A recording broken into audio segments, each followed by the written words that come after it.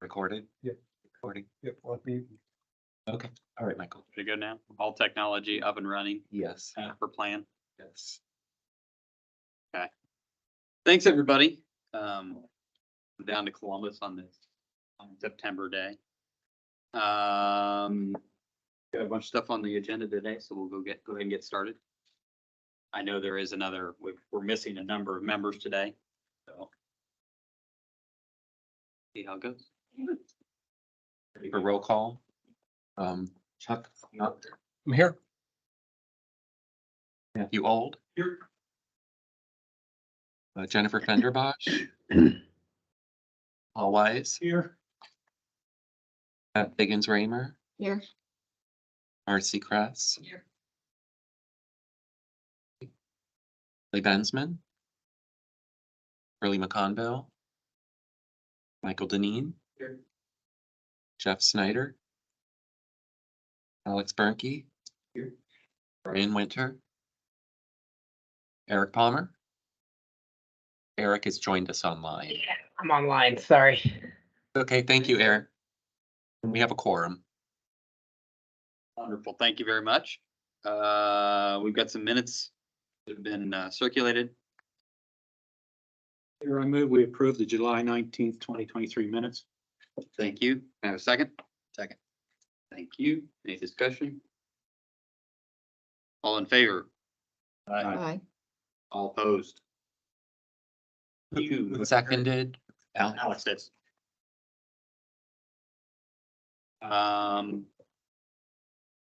Status of appointments, unless anybody's got any other updates. Alex and I were just talking about it. They're backed up, I guess, like everything is in the world. I emailed Andrew Smith in our director's office and he has not heard anything. The last thing we heard is they had asked if Steve Sargent was seeking reappointment, so I'm guessing they're looking at them now, or they wouldn't have gotten to his. Okay. We have a few announcements here that will go on and give. First of all, I wanted to just mention to people that our division has gone under a restructure. Tends to happen when we have a new director, and so they've restructured us a little bit, and Holly Hillier is now a supervisor in our unit. Holly's been with the division at least as long as I have. Her background in the division is really with landfills and inspection, but she's now moved over and is helping us with our unit now. So welcome aboard, Holly. Forward to working with everyone. And then next up on the agenda, we have Michelle Mountjoy, who will be giving us our standing rules update. Michelle, are you there? I'm here. Hi, everyone. Good to see you. Sorry I couldn't be there in person. And excuse my background noise. If you hear anything in the background, I'm trying to keep things as professional as I can today. Rule updates. So you might have seen an early stakeholder outreach notice go out yesterday regarding a few chapters in the administrative code. Specifically, the ESO is titled Chapter 27, Chapter 37, and Chapter 400. And a little bit of background on that effort is that our sister office, the Lieutenant Governor's office, more specifically the Common Sense Initiative office, met with us last month and identified some rules that we have on our books that haven't been filed in a long time. And so in response to that, we're going to try to prioritize a few rules and get them through the process just to catch them up on their 5-year review date. And that early stakeholder outreach is the result of most of the rules in that package are going to be filed as no change as of now. Obviously, we need to do a little review and ensure that that's still the recommendation moving forward. There are a few rules in the package that need minor amendments because they are currently not compliant with the Legislative Service Commission's rule drafting standards. So we would make those minor edits to the remaining rules in the package and try to get these rules filed with JCAR before the end of the year. So comments for that early stakeholder outreach are due October 19th. Another early stakeholder outreach that we had go out last week was the infectious waste rules. Those are in Chapter 27 in the 30 series, the 30s through 39 series of Chapter 27. And those rules are also up for their 5-year review. We're looking at more substantive changes with that package, and we would like some comments on the changes listed in that document, and with the intent of turning around quickly and having an interested party package out for review and comment in November, maybe, hopefully even sooner than that. So those are our most recent efforts in the package in the real world, excuse me. And if you do want to make comments on the early stakeholder outreach for the infectious waste rules, those comments are due on October 16th. So, right around the same time, we're having comment periods for those two efforts. Other than that, I will say that beneficial use rules, if those are on your list of things to follow, we're trying to get those released for interested party in the next week or two. So you'll see draft rules in this release, and you'll see the business impact analysis. Transfer facility rules, solid waste transfer facilities are also another package we're hoping to get out to interested party in the next week or two. I'm going to stop there unless anyone has any questions, and please email me whenever you need and whenever you have a question. Also, if you're not signed up for our listserv, please sign up for our listserv. You'll get email notifications for all the rule packages that you would like to keep track of. So thanks, Ernie. Thank you, Michelle. Lindsay is on also. Lindsay, would you give us a quick just update on where things are with our Swiffer grant? Yeah, so good morning, everyone. Ohio EPA recently received the award announcement as a recipient of the Solid Waste Infrastructure and Recycling Grant at the states for the states and territories. This is our Swiffer grant that we have been talking about now for quite some time. We did receive our full allocation of $471,126. The project will be completed over the next 3 years, with work beginning October 1st. So that is right around the corner. The project's plan is broken into 3 phases that you've probably already heard. One is to conduct the full waste characterization study. Phase 2 is stakeholder engagement to launch the project into developing strategies to overcome barriers and accelerate opportunities to enhance Ohio's circular economy. In phase 3, which will establish a baseline for organics materials management in Ohio and produce a comprehensive organics materials management plan that you all will get to review and hopefully incorporate into future statewide plans. I can send the Swiffer fact sheet for you to all to review if that would be of interest. And we will be reaching out to you as well as other stakeholders across the state in the next coming weeks, as well as throughout the entire project for engagement. We do want to bring attention and congratulations to Lucas County Solid Waste District. They just received a grant award announcement for their solid waste infrastructure and recycling grant, which is a Swiffer, but for communities.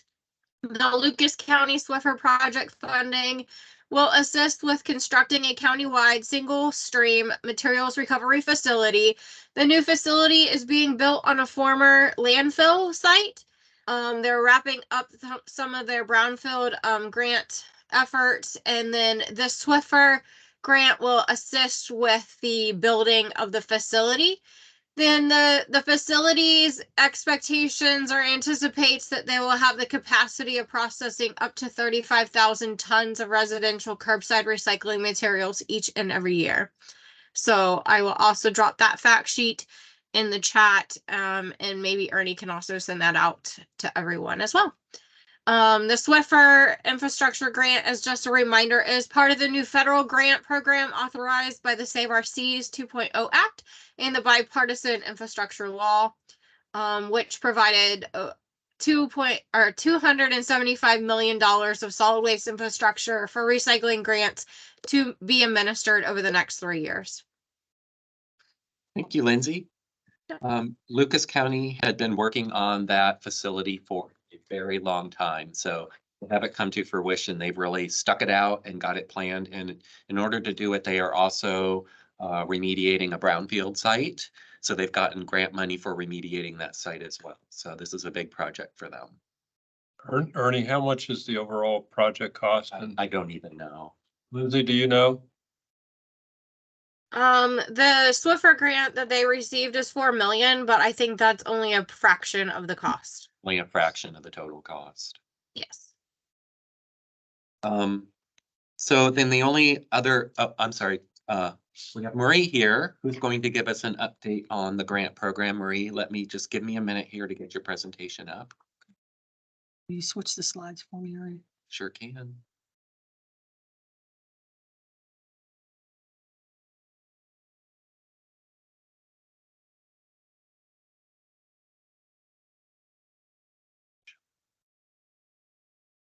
Morning, everybody. As Ernie said, my name is Marie Barnett. I'm the grants administrator for the Recycling and Sustainability Unit. I'm here to tell you a little bit about the grant program. We did talk about this at the last meeting, but this is just kind of an update to let you know that our online grant application opens October 2nd, and that's different from years in past. We will open it up on the 2nd. We have a grant webinar that same day to introduce the program to individuals that aren't familiar with it and the new timeline and the different things that we've changed for 2024. We do have a draft online application. When you get in there and you put in an application, you can fill out a spot that says a draft, and we'll take a look at it. And we give them until November 17th to do that. The grant will close on December 1st, and we'll announce awards on April 1st. And that's a big change before. Generally, we did it in July. And the reason for that is we have a lot of communities coming to us for like community fairs and things like that that start in May and early June. And so they were never eligible to apply for our grant. So we changed the timeline, hopefully, to get some of those people, give them the opportunity to apply for a Recycle Ohio grant. Next, Ernie. We also changed for 2024, which we talked about at our last meeting, the water bottle refilling station grant, which we've had for almost a year now. It was for Ohio schools K through 12. We opened it up this time it was for private schools. Now we've opened it up to colleges and universities. And we've also included,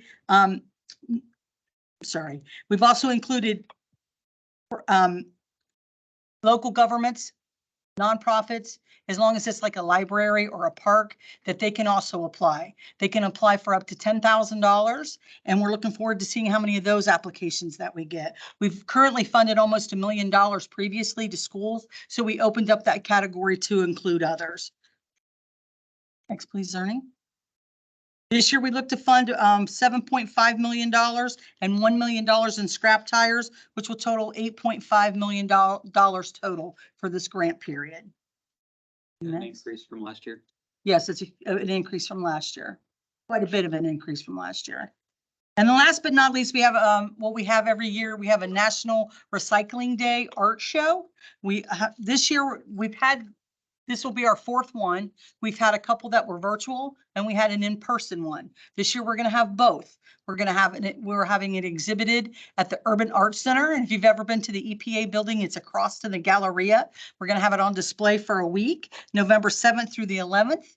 We hope to include schools and state employees, art, and local artists. And the only criteria is that the art is made from recycled materials, and we hope to display them. And the artists will have a choice to either display at the event, at the exhibit, or virtually. So however they choose to do it. We'll probably include both if you say, hey, we want to do it in person. But if you're in the area, November 7th through the 11th, please visit us. It's free. You could it's just like a little Galleria hallway where we're going to display the information. And if you'd like more information, there is a QR code there. If you could check it out or reach out to me, and I'll be happy to send you that information. And we'd love to display the art, or any schools in your area that you know that would like to contribute art. We would love to have them. And that does it for me. There's also a slide for anybody you can contact. The next slide. Thanks, Ernie. You can contact any one of us, and we'll be happy to give you any information that you need. Thank you. Let's see, hold on just a moment. I just need to check don't see that Jason is on yet. We had a presentation scheduled for Jobs Ohio. Karthik Avadanula, who was scheduled to be here, his son is sick this morning and they had to take him to the doctor. So he was just going to give us an overview of a report that they've done recently on on Jobs Ohio study that they've done. But he's intended to come back in November to give us an overall presentation of that study. So we'll get him back on the agenda for November. So just a little bit about that. So Jobs Ohio engaged RRS consultants to do a study on recycling infrastructure, processing capability, a little bit of manufacturing involved. They recently had a major stakeholders meeting, which the planners attended to give further input into the finalization of that study. Had a conversation with Jobs Ohio earlier this week, as well as this morning, regarding the next steps for that study. The one thing that they want to ensure is that the study doesn't sit on a shelf and just say, okay, here's what we found, and that's it. So we're looking jointly to come up with a small work group, folks generally in the private sector, but probably have public representation as well, public sector representation, to identify some projects that match up with what has been found in the study. So it's going to take a little bit of an engagement. There may be one or two people from MAC that we kind of pick on to be part of that group. You would have to go through that study, have further conversations. There is financial assistance to be had. The infrastructure money is out there, obviously. There is money that Jobs Ohio has available and so forth. This is all an effort for Jobs Ohio to identify key opportunities which they can invest in and work with that particular industry to improve the infrastructure, to improve our capacity to process and manufacture. It also is a selling point for them as they go about, and Dan can talk more about this, to go about recruiting, identifying and recruiting companies that are looking to relocate into other states, particularly Ohio. And they want to, when asked about recycling and sustainability issues, they want to be able to give them a very quick snapshot of the efforts that they're undertaking, which is the whole reason for the study as well, is to give that selling point to Ohio, that Ohio is progressing in this area. Ohio is a leader in this area, and we are doing concrete or taking on concrete projects that will improve what we already have been able to establish here. So this is a group that is going to have to truly work and spend some time with Jobs Ohio, as well as to utilize their networking capabilities within their particular industry. So be on the lookout for a little bit more information. Jobs Ohio just wants to right now come and introduce themselves, but also at some point in time to introduce that study that has been held close to the vest from their perspective. But they're obviously aware that they need to, at some point in time, roll that study out. So that is the reason for them coming, one, to introduce themselves, but also to eventually give you the talking points for the study. And this might be probably a question for Jobs Ohio and when they come in here. Does the study, does the study have public policy recommendations? Is it more a state of where we're at? That I think it's part of the overall conversation. And the main focus of it was really kind of where are we lacking? And what have we done well at that we can improve that?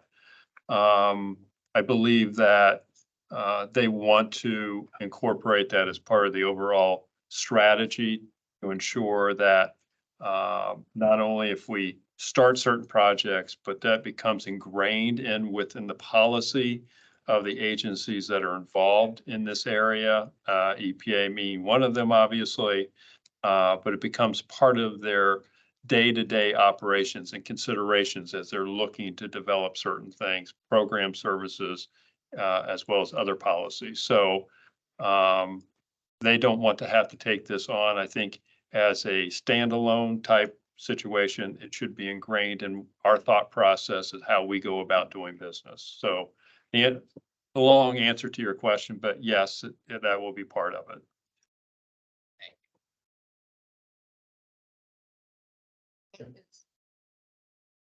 As part of this presentation, you mentioned they'll talk about kind of funding opportunities. So that would be, they'll speak to funding opportunities for both the public and the private sector. We're building this infrastructure, do you know? I think right now that our conversations have been about funding opportunities for projects that match up with what they're seeing in the study.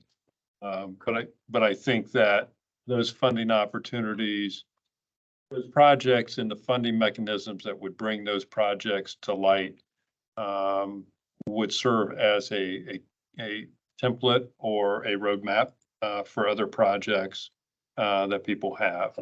So I would take that to heart as to where they're trying to get that funding from and where it's a priority for them. So I would look to that as that roadmap.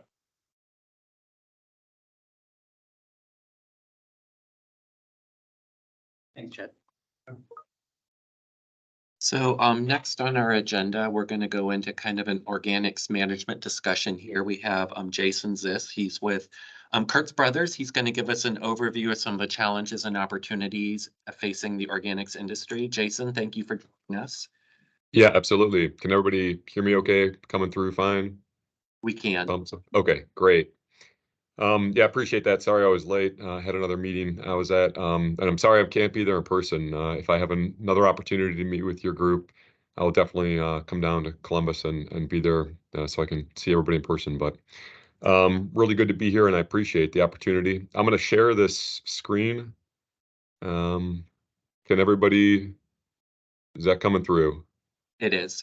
Okay. All right. So essentially, I'm going to talk to you a little bit about a private company's perspective of Ohio's organics waste industry. Talk about some of the challenges and opportunities. I guess when I was asked to speak here today was, hey, talk to us a little about what you guys see in the industry, and happy to do so. I also try to, curtail this a little bit more towards your organization as essentially, leaders and advocates for what the state could and should be doing to help promote organics recycling. So a lot of this might be really like, hey, this is maybe some of the avenues that I would go down if I were in some of the shoes of the people in the room. So I'll go through this rather quickly, and then we can open it up for discussion if there's time left. But that's really kind of where I'm coming from here. For those of you who do not know who I am, Jason Ziss. I am the Director of Business Development at Kurtz Brothers, as well as the President of the Ohio chapter of the U.S. Compost Council, or Ohio Organics Council. So Kurtz Brothers, we are a 75-year-old family business based out of Cleveland, Ohio. We do operate throughout the state.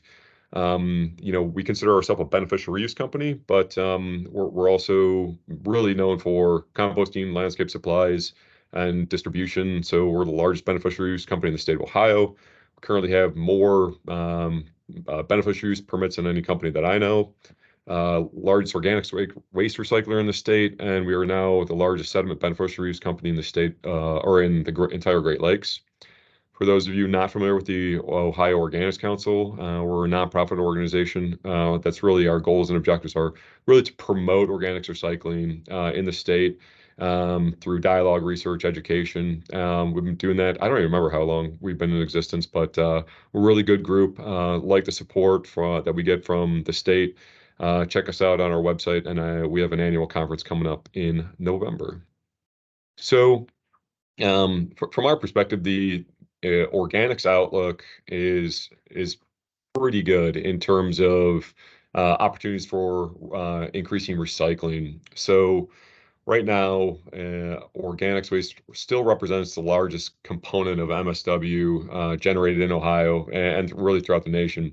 National estimates suggest that around 2/3 of all MSW is organics, and I'm including paper waste in that material because I'd actually like to see more paper material be composted and treated as a biomass source that can be reused instead of going into landfills. You know, positives in Ohio that we see in our association and at Kurtz Brothers is that right now, according to your 21 data, so I don't know where you are right now, but you know, a recycling rate of 40% in the state, that's fantastic. So, you know, kudos to those in the room that are part of that. But so that's a really good number. You know, we do appreciate and like the 94 yard waste ban on landfill disposal. I think that is beneficial. It could be a roadmap for other things too. Really, the solid waste management districts' role in creating recycling programs for their districts, I think is fantastic, and I think it's great. I think some work better than others, and you know, having them as a conduit for the development of compost facilities and recycling, I think makes a lot of sense. We do appreciate the EPA's waste recycling grants that are available every year. I think those goes to good use and helping develop recycling programs. And I'd be remiss if I didn't say that the current team at the Ohio EPA and Division of Material Waste Management is just fantastic. Everybody there that we work with and that I have the pleasure of knowing is really just really doing lights out work, just really fantastic.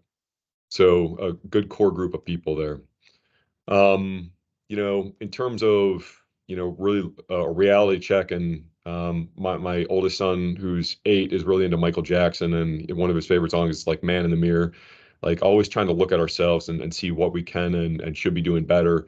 You know, taking a slight reality check and looking at these things and seeing where improvements could be made. So let's talk about some of these things. You know, the yard waste ban, while it's great that we have it, there's still like tons of loopholes for people to get around material that shouldn't be going to a landfill that is. So while it's nice that we have something in place and it's been there since '94, it's not at all there's so many loopholes in it that, you know, it's light in terms of the ban. Organics recycling infrastructure in Ohio, I think it's also extremely light. There is a need for much more, but the development of that infrastructure is very difficult.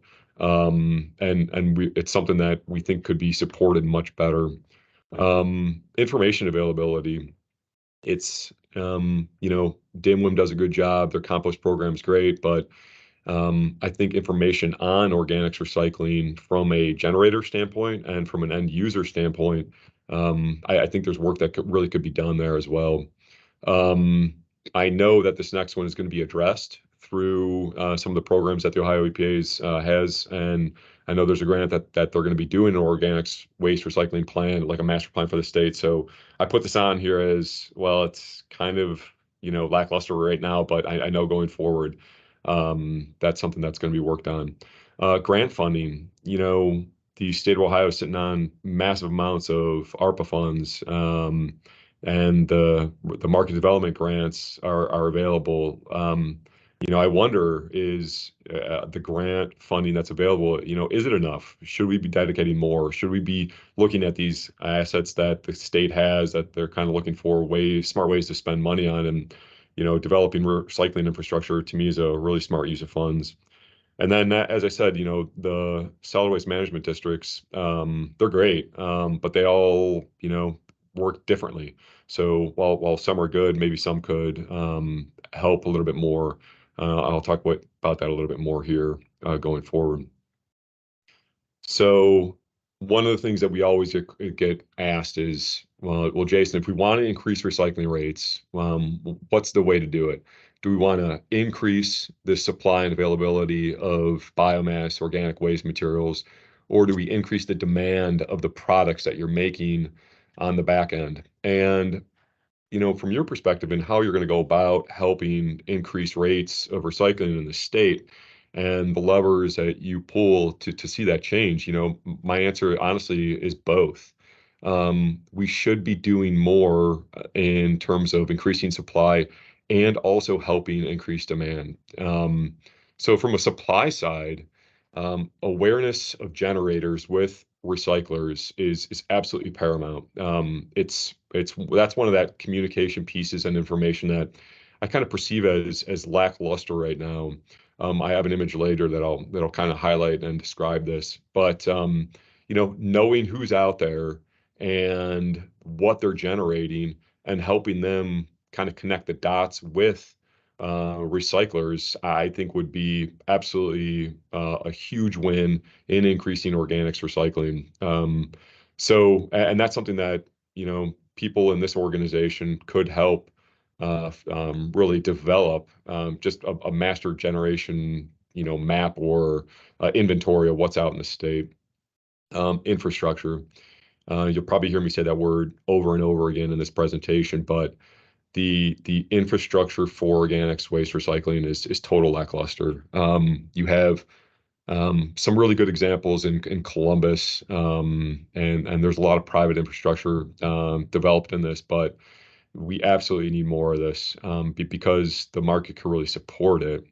And grants and funding, I hit that up earlier, but again, could we be a little bit more strategic with funding availability to, again, build this infrastructure? I think it makes a ton of sense. Also incentivize recycling. I think when I talked to this group before, maybe a couple of years ago, I'm like, just increase the solid waste fees. Just keep increasing those, and more people will be naturally pushed to recycle. But I know it's a non-starter, just our pro-business perspective in Ohio here. So maybe it's not so much the lever of charging more at landfills, but maybe it's more about really incentivizing recycling. And I don't know what that is. I don't know if that's tax incentives or whatnot, but it could be done. I know it's done other places, so it's something that we could look at.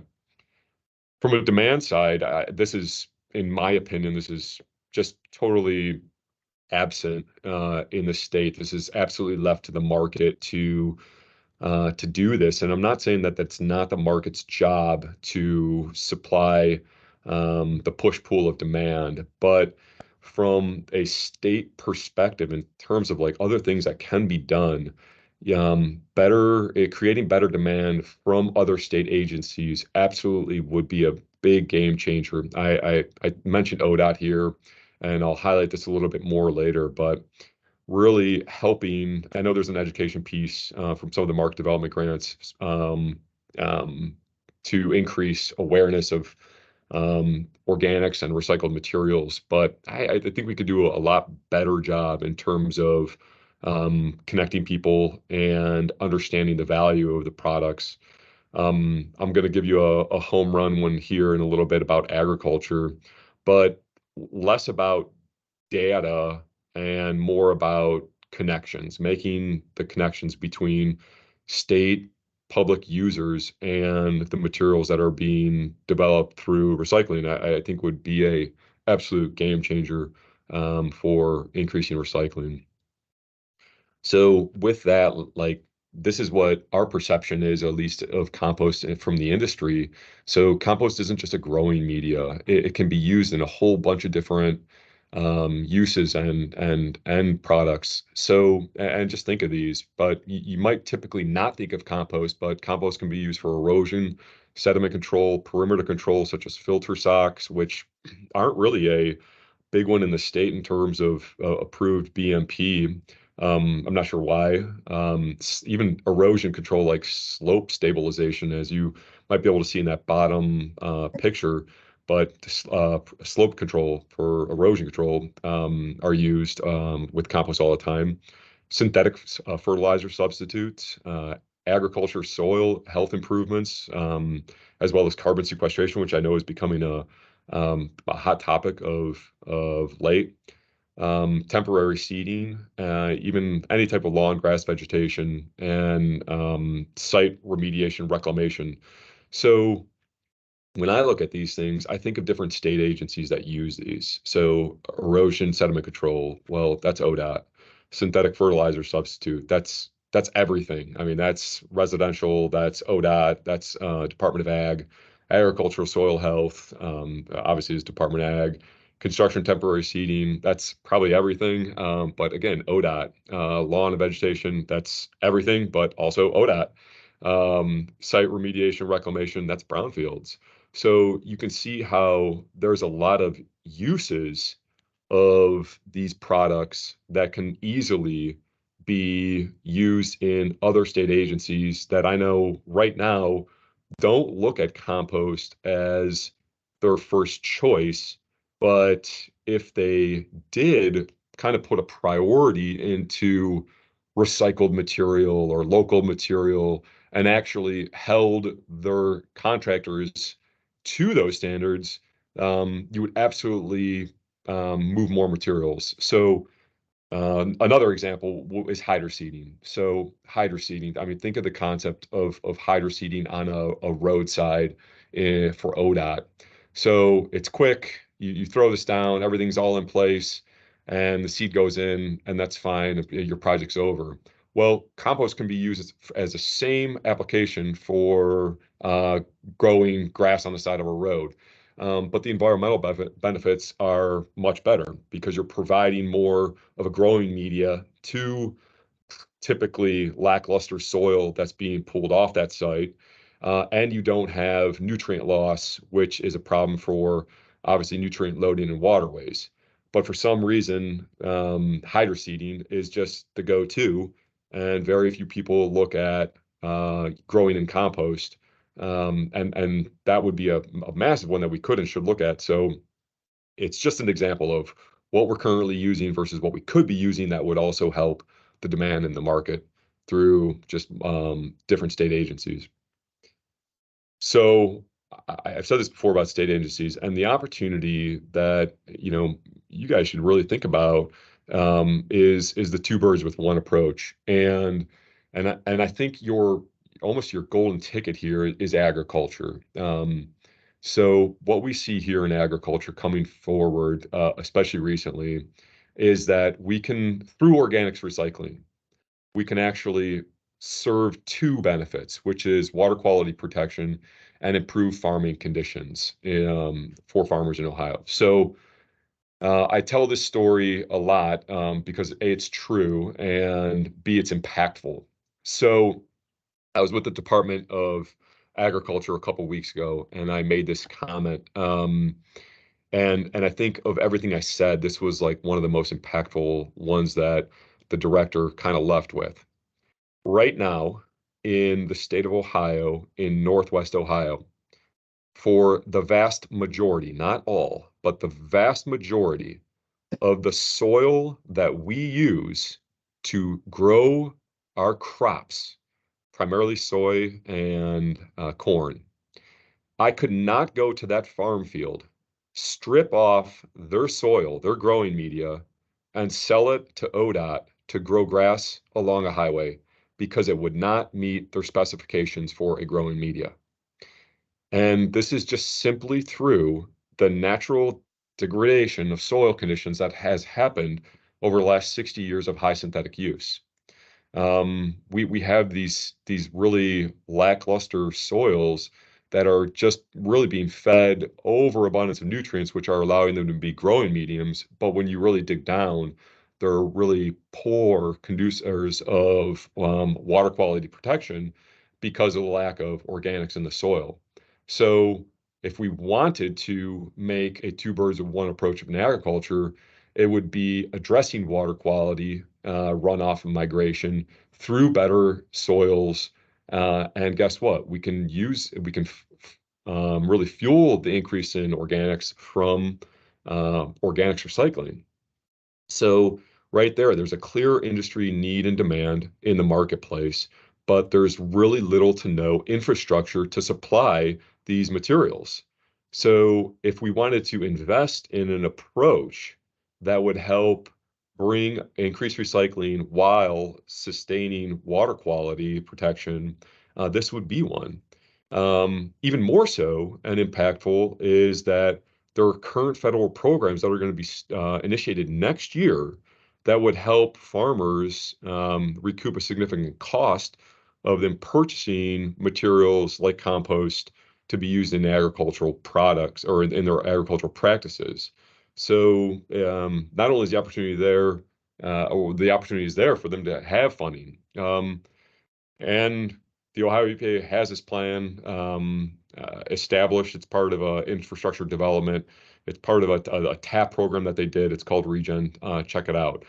But, you know, really being a conduit to take a two birds with one stone approach with different agencies and different needs from their different constituents is a way that we can really help improve recycling practices from organics. So, you know, furthermore, you know, how can we improve recycling? Well, I'll update your solid waste management plan, focus on organics, provide better information. So here's an example. This is on the Ohio EPA's website, this image here. This is Ohio food composting programs throughout the state. Well, it's not accurate. It's not even near being accurate. Not one of my facilities are on here, which, you know, they should be. We do probably pretty significant volumes of food waste. So just making sure that any information that's out there that we're presenting to any of our constituents, be it you know, businesses or solid waste districts, make sure they are aware that they have the right information. Just totally think outside the box. You know, as I talked about incentives earlier, taxes or rebates on generators, I think would be awesome programs that could really incentivize generators. I love P3s. I think public-private partnerships absolutely are good ways to move the needle for some of the desires that state agencies want to see happen. That's good for the environment. It's good for our communities. A lot of the dredging program that, for those who are familiar with it, I mean, I don't think we would be doing nearly what we're doing right now with recycling sediment and keeping it out of Lake Erie if it wasn't for a public-private partnership. Some people are remiss to do public-private partnerships, and I just do not understand why. So, you know, really talking about the problems that exist out there and looking at how they can be developed from a private sector and a public sector standpoint and doing it together, I think are the best ways that you can move the needle quickest to solve some of these challenges. I'd love to see the market development grant a lot higher than what it is. 250K is great, but you know, from a pure private sector standpoint, it really doesn't move the needle in terms of really entering a new market or going after something that, like, it would be if somebody was giving me $250,000 to start a new facility. I don't know if that would be enough. So if we want to put more money into place, I'd be offering much more in terms of these grants for organics recycling. I probably beat this to death about cross collaboration with state agencies, but it's not really just like connecting dots. It's also like leading the charge to do the right thing, almost like the buy local perspective of you know, forcing recycling rates in a certain community or purchasing local products in the community to be at a standard that ODOT has to meet. You know, that absolutely could be impactful, and it doesn't necessarily mean it would cost more. I'd like to see more infrastructure, and it doesn't just have to be these compost facilities. You can manage organics through digesters or biochar. You know, actually create some big facilities that might also do two birds with one stone in terms of renewable energy generation. So it doesn't just have to be compost yards, and then improve communication. So, you know, the state has goals, solid waste district has goals, but then communicating those to different parts of the state, including the private sector and our associations like OHAC, really could be helpful and beneficial. And I'm not saying we don't do any of this. I'm saying that these things could be improved upon. Just from a facility perspective, it's good that more material is being composted than ever, and people are wanting this. There's obviously demand for organic compost and an increased supply into the marketplace. But these infrastructure, or the negatives are the infrastructure is difficult to maintain. Logistics are prohibitive. Contamination still remains a big issue. Leachate management, the differences of opinions on how leachate could and should be managed is very difficult for an operator to just go along with, not in terms of the regulations, but in terms of how it best should be done. I'd love to see more work be done there. And then, like I said, suppliers skirting the rules. This is, again, if we really have an organics ban, then let's have an organics ban on landfill. Site location. Everybody wants more composting, but nobody wants it in their backyards. That NIMBY approach, but could there be more assistance with zoning regulations? And I know there's a push to have composting designated as agriculture. I would absolutely support that. And I think that could and should be something that we look at. That's my presentation in a nutshell. I'm going to stop sharing and answer any questions I can. Members, do you have questions for Jason?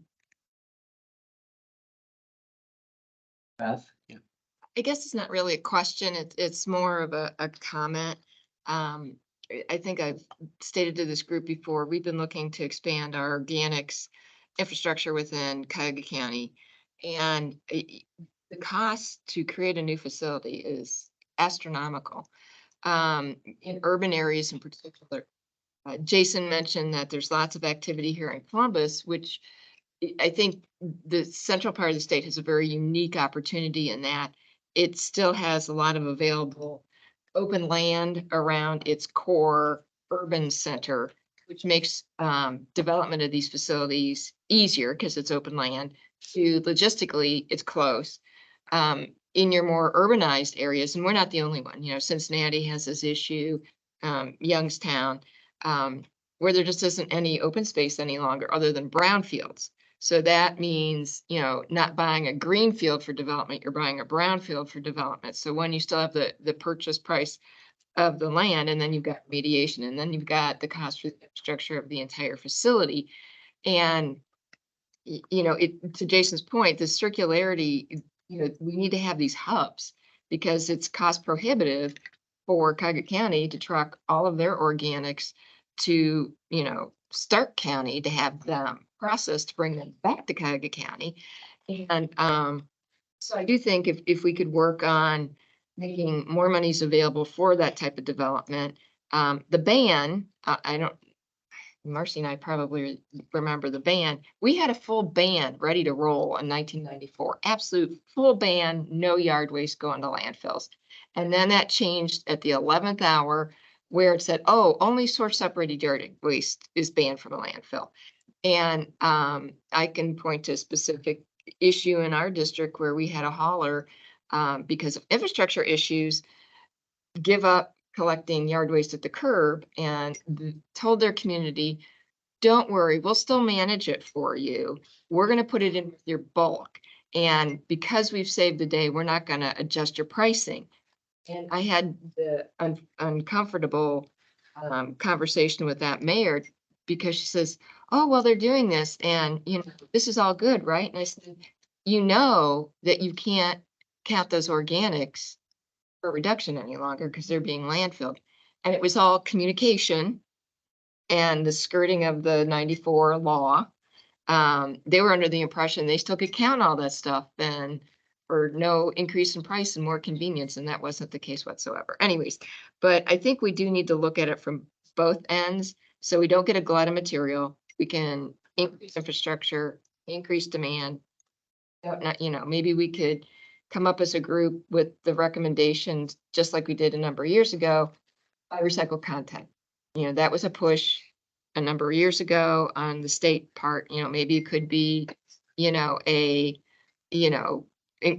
push to, include compost in, public works activities, I can't speak to the agricultural and I can't speak to ODOT, but from a community perspective, you definitely could reach your service directors and, ask them to consider that. So we need to do something. I agree. Yeah, Marcy? I also make a comment. Good job, Jason. It's Marcy. Thank you. It's important. This board helps facilitate the solid waste plan and meeting goals. I can just tell you from the solid waste perspective, we would not be able to meet goal number 2, which is the diversion rate, without the reporting mechanism in place for yard waste. So when you talk about the impact that we have on those goals and the reporting piece that's in place for yard waste, without yard waste numbers that come from the Ohio EPA, our district could not meet goal number 2. So I also would support any effort to increase infrastructure We as solid waste districts get calls all the time, specifically for food scraps. That's something we've been using the food scrap flag for many years, but having to truck it way down south, way up north, we're also in an economic position that's really difficult. So this is, I would say on the public side, this is a high demand material. It is definitely a circular economy, goes right back into the soil. So whatever we could do to advocate for the growth of this infrastructure, I think would be good for MMAC to evaluate. You, Mercy Beth. Michael? Is it from a yard waste perspective, is it a high demand material or do you end up with excess? I would say the demand from people wanting to get rid of it. Yeah, So we get but not calls, the yeah. use. So Jason could speak better to this. Yeah, it is a high demand product to a point. It's not a material that we're necessarily carrying over from year to year, but that's why, like, do you have a rep from ODOT as part of your association here? No, we don't. But So, that's the part. So one of the questions I had, I guess, for the group is, so in the world that we live in, the state plan world, and potentially, making a recommendation to the director of rule changes and things like that, what's the regulatory impediment to, let's be specific about yard waste, right? What's the regulatory impediment to using yard waste that the users point to as we don't want to do it? Or is it purely economic, as in it's cheaper to do it another way? And I mean, I know from a construction perspective, it's a heck of a lot cheaper just to seed it and go on down the road than it is to haul material to get there. I know that there's environmental benefits and all that kind of good stuff, but the DOT has not been on board to spend extra money to seed something. so, but maybe they should, maybe that's the type of cultural change that we need to push because of the ancillary benefits that it provides. And those ancillary benefits are pretty substantial. So maybe that's the problem, is that, oh, well, it's lowest cost. Well, but is that the best thing? Is that the most responsible thing? I would say no. Well, We should have those conversations. that gets back to my point, though. In our world, again, I go back to, we are in the solid waste plan world, right? We don't have influence on ODOT. We don't have really any influence other than a recommendation to the director from a rule perspective. So I like things that we can point to say, hey, let's try to accomplish this. In your world, what are the regulatory implications or impediments to the use of this material? Because it sounds like we got plenty of supply.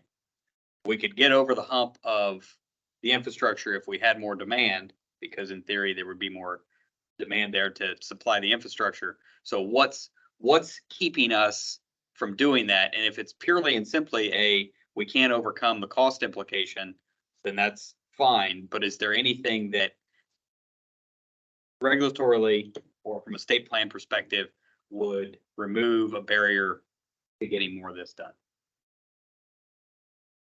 I mean, personally, I think that it depends on the different markets and avenues that you're talking about. So ODOT's one. Agriculture has no excuse. They just have no infrastructure. It doesn't exist. So if there was more of an infrastructure in place, you could absolutely recycle more and put more back into a good use.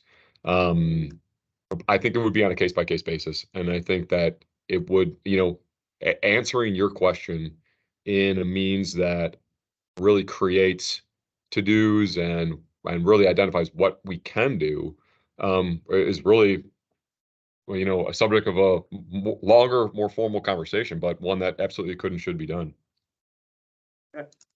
Question, you mentioned the ODOT and the hydro seeding. Does your company have an alternative to that that's available that ODOT knows about? Yeah, so again, from my company's perspective, there is an alternative. We don't promote it all that much because it's a little bit outside of some of the things that we do. But in terms of moving volumes of products, if we really wanted to, what we found is that, and I'm picking on ODOT. I don't mean to. ODOT's good. They do a lot of good stuff. Is that, we get kind of wrapped up in things that have always been done one way, and being change agents for anything is difficult to do. So one of the things that this group could do is create, well, I mean, other than bridging the communication with another state agency, which I think could and should be easy, is really help with the education on these other practices and highlighting the benefits. So then that maybe the director of DOT can, I don't know, more closely review them and make maybe more longer term choices for how they go about doing projects and what they use and sustainability, environmental components. So I don't think that there's many people pushing down those doors, and that would be something that could be much more beneficial from an education standpoint. Absolutely. We have a question from Eric Palmer. Eric, would you like to unmute yourself? Sure, yeah. I just don't want Jason to get off the hook without me commenting.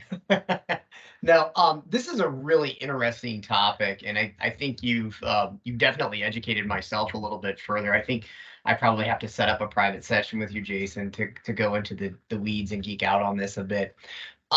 As you're talking through this, it seems as if what you're describing is there's capacity to do more. There's just these gaps, right, in getting the material there. And I'm kind of curious, once we came up with a solution for curbside recycling, the thing that became a bit of an issue was the contamination levels.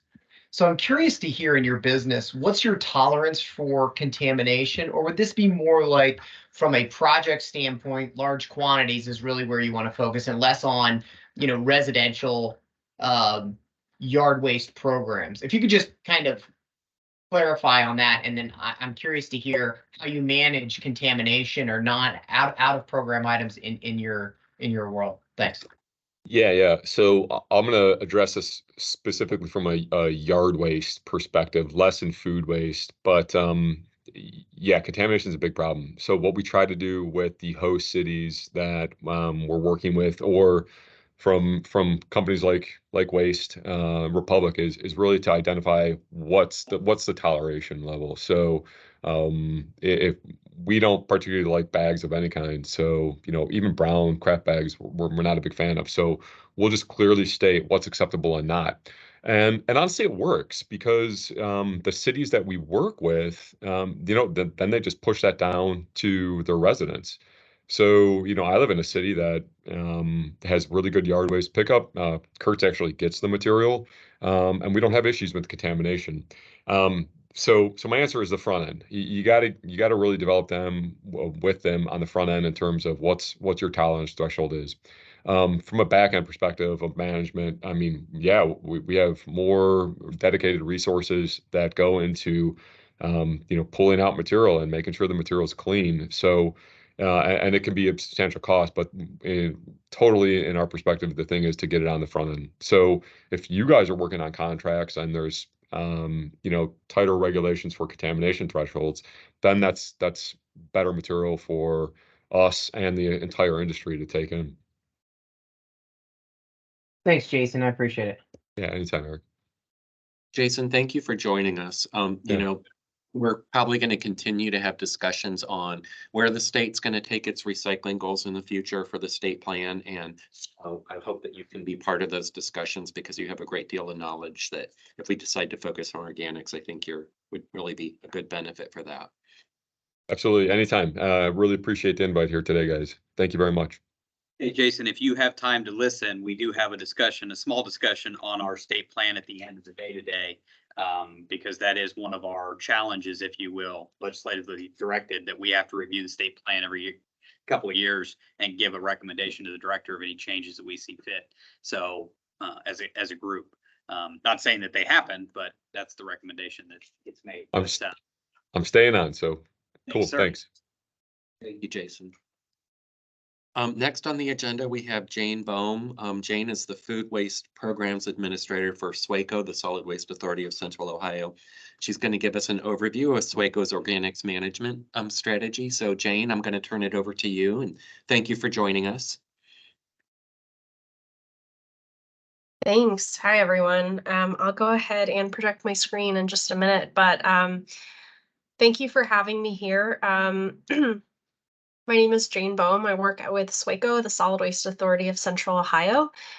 It was really nice to hear Jason speak. I've been on maternity leave for a little bit and I'm just coming back and otherwise would have been engaged with the Ohio Organics Council for the last couple of months. But it's great to hear Jason talk about this really important topic. And I'm so glad that I've been invited here today to share a little bit about what SWACO is doing in this space. So thanks for having me here.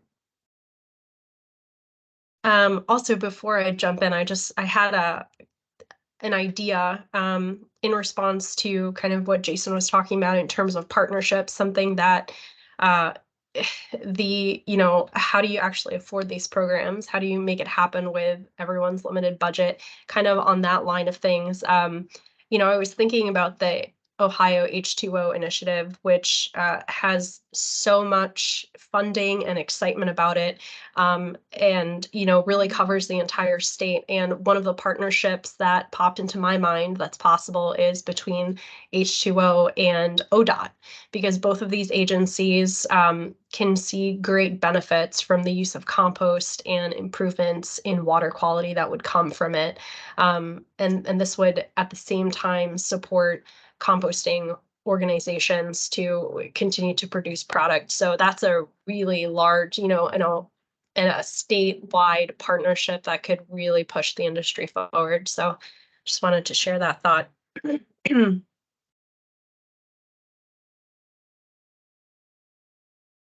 And I will go ahead and project. Let me know if you can see my screen here. We can see it. Awesome. Okay. So I'll be talking today about tackling food waste in Central Ohio, which is what the majority of my job is. I'm sure most folks, if not all folks, are familiar with SWACO, but just a minute on who we are. We're the Solid Waste Authority of Central Ohio. We have 41 communities within our jurisdiction with about 1.3 million residents. Something like all solid waste districts and authorities, our purpose is really to reduce reliance on landfill. About 5 years ago, we created the Food Waste Program Administrator position to focus on food as a waste stream, as well as primarily a resource stream. Something that's unique about our district is that we own and operate the landfill, so we have a really good sense of what's coming into our landfill, and it helps us plan for how to address our various communities and how to provide assistance for getting these materials to higher use. So back in 2019, we had a waste characterization study of the landfill, and it looks really similar to characterization studies done across the country. About 30% of the material that is coming into the landfill is recycled or is compostable, with the largest portion of that being food waste, food scraps at about 15%. And if you look at a daily kind of snapshot, we are getting about 1 million pounds of food into the landfill every single day.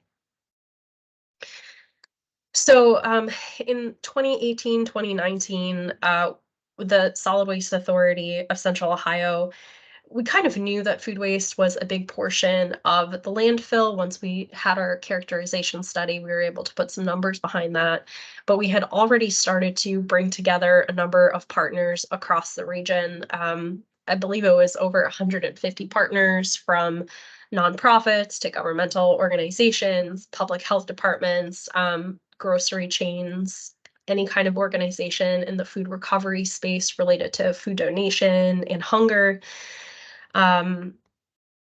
Recycling, composters, and composting organizations, gardens. We brought them together and said, we know food waste is a problem. We know hunger is a problem. Landfill capacity is a problem. How can we work together to address this issue and work towards cutting food waste in half by 2030. So the Central Ohio Food Waste Action Plan is a plan that was developed by these partners. That is a living document of the priorities for the partners in this region working on reducing food waste. We work very closely with the Franklin County and City of Columbus Local Food Action Plan, which really focuses on the food system in general, with us really focused on food waste. And so based on this plan, we came up with 20 solutions that we would focus on as a, community of food advocates. There are prevention, rescue, and recycling goals within and activities within this plan that we try to implement. So,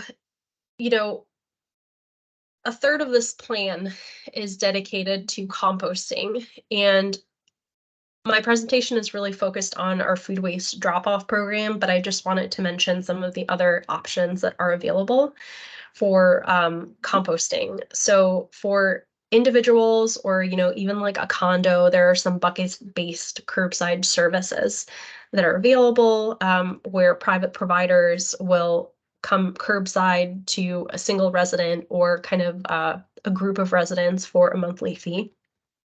We also have a backyard composting program that SWACO partners with the Franklin Soil and Water Conservation District to help provide education and compost bins to residents.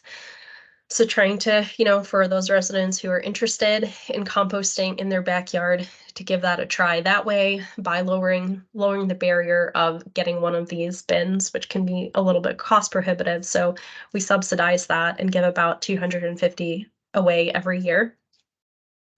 And then the third program, which is really community-based rather than kind of individual-based, is our food waste drop-off program. And so this program has been running for about 5 years, since 2018. SWACO has provided grant support to stand up one of these sites or multiple sites or expand these sites in a community within the Central Ohio region. So a community would apply for a grant. They would, we help them plan for the construction and the service to the site.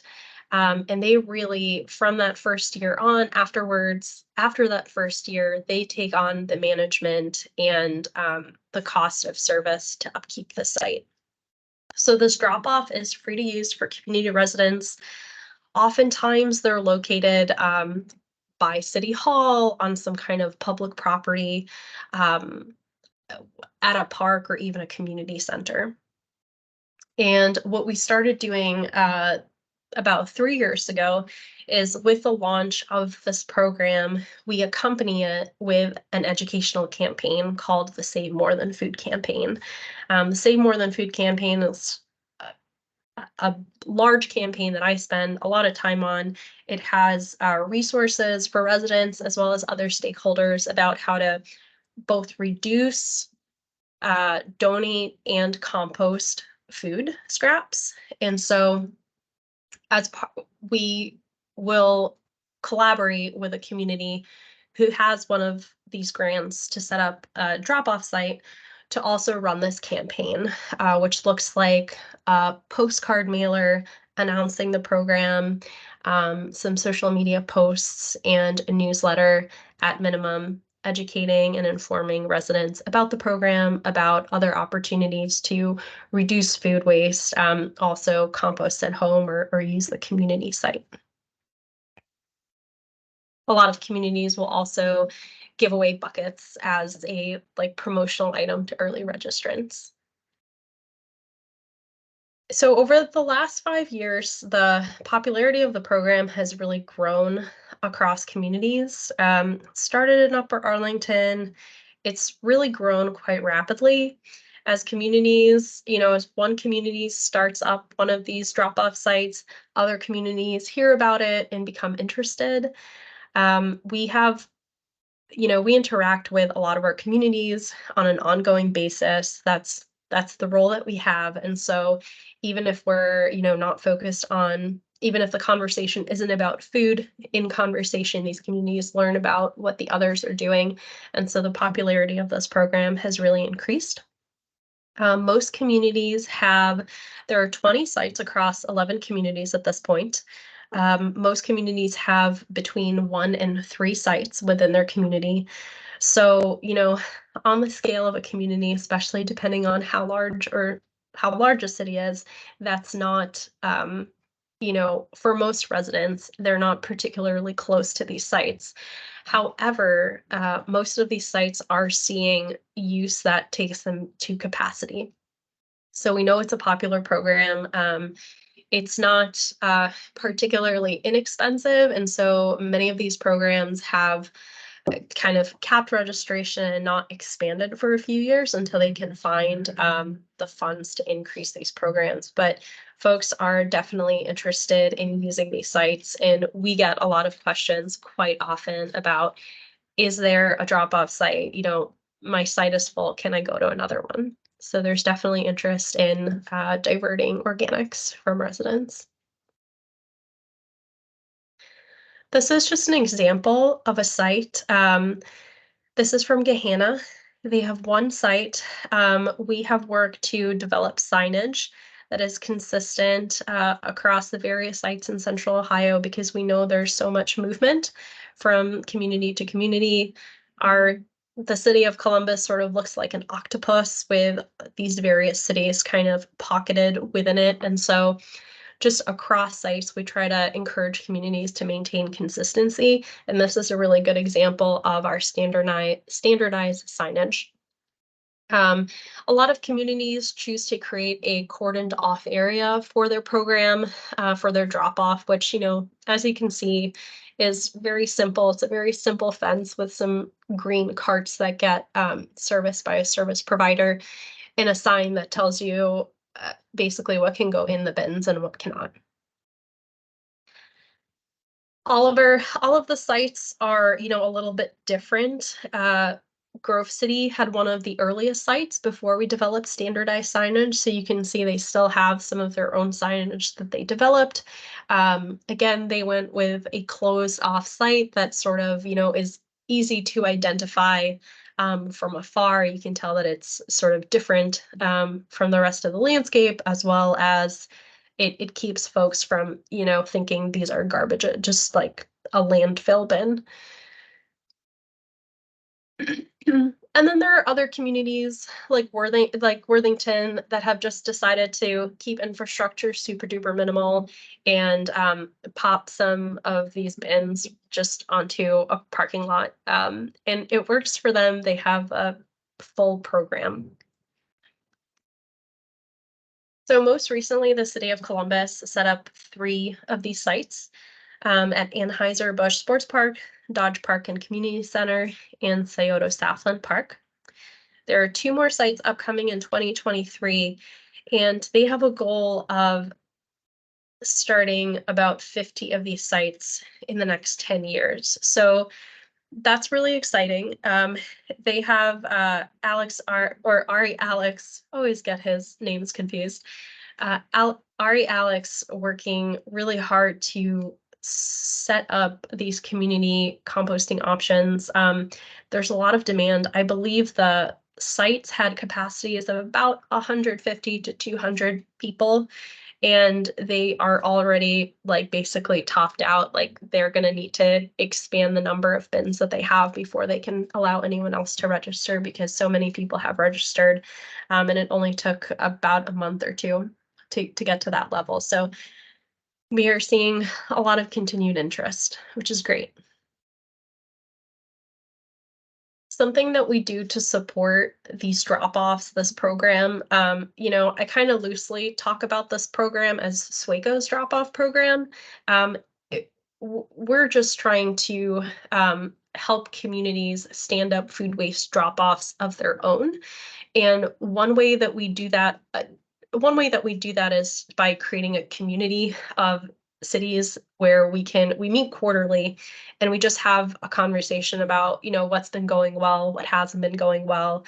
We've been able to develop a best practices document that we've updated every couple of years to reflect best practices, as well as work together to standardize signage. So again, there is limited variation when you're going in between communities.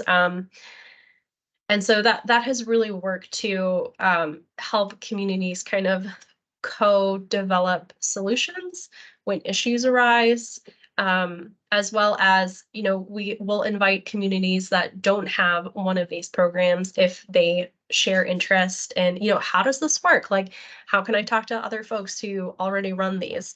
We invite them to our meetings and kind of get them started that way. And that's been really a really useful way of kind of we're seeing these programs be really successful. We've had, you know, there's been no attrition. There has not been a community that has started these and decided that it wasn't worth their time or it wasn't possible or it was too hard to manage. They're really easy to manage. You know, they're expensive, but I think there are ways going forward to kind of chip away at that and make it more affordable. Something that is an annual challenge, but we are working collectively on improving is pumpkin collection. This is one of the first years that I believe Upper Arlington collected pumpkins. They have since moved on to having roll-off containers for their pumpkins. So people will like climb up a set of stairs or something and like chuck their pumpkin in, which is a fun event of its own. But this is one example of a time when our quarterly meetings are just really useful for communities that haven't experienced this yet and doing it for the first time to kind of see what they're in for and plan accordingly. Oop, I'm sorry, I meant to delete those. That's basically my presentation. I wanted to leave some time for questions, and I know I focused on just our food waste drop-off program. There are other things that we do, so I just wanted to allow a little bit of time for questions. So thanks so much. Bruce, you have questions for Jane? Beth? Jane, you mentioned that SWACO kind of pays for the establishment of the infrastructure the first year. Do you have any, can you speak to what does that include and the cost on behalf of SWACO? Yes, I could double check this and send it in an email, but I believe for about, so most of the sites are serviced by Go Zero. They have a pretty standard pricing. I believe it has been about $7,000 annually for 6 bins in terms of service costs. And the construction of the site itself varies from, you know, almost nothing in the case of Worthington to, you know, maybe $3,000 for construction and labor or, you know, a really simple fence enclosure. So your infrastructure donation varies then depending on site improvements. Yeah, so a community in their grant will request a certain amount depending on the design that they want to go with. But we have supported grant requests between, you know, I'm not the grants person, so I'm kind of pulling this out of just my best estimate, but I would say between 5,000 and, you know, if they're going to launch 3 separate sites, then they might need closer to maybe 20,000. Thank you. Other questions for Jane? Jane, we really appreciate your sharing the information with us. And if it's okay with you, do you mind if we host your presentation to our website so members who are not here would be able to look at it later? Absolutely. Okay, perfect. Thank you so much, Jane. We appreciate the presentation and information. Thank you. Next up on the agenda, we have Shannon Cohen, who's our Environmental Specialist 3 in our entire unit. I will tell you right now, you will never see anybody more rabid about scrap tires than Shannon is. She loves them. Love them. Are you gonna come up and do your presentation or do you want me to? Didn't quite know the setup and I'm so used to standing up and talking when I present. So I'll try to make the best of it and just, I don't know, stand and talk. Can people hear me online? Yes. Okay, great. Yep, it's perfect. Okay, awesome. Ernie, you gonna do the slides for me? Yes. I call Ernie Ernesto. It's not showing up yet.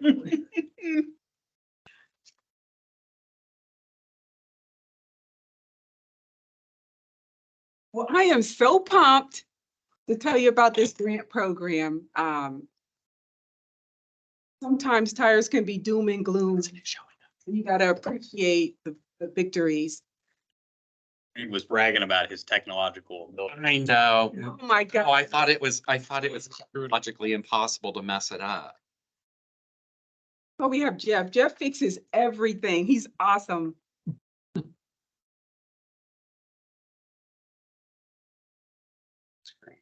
Of course I am. So we're trying to figure that out. Like, this is our DMWIM's third grant program.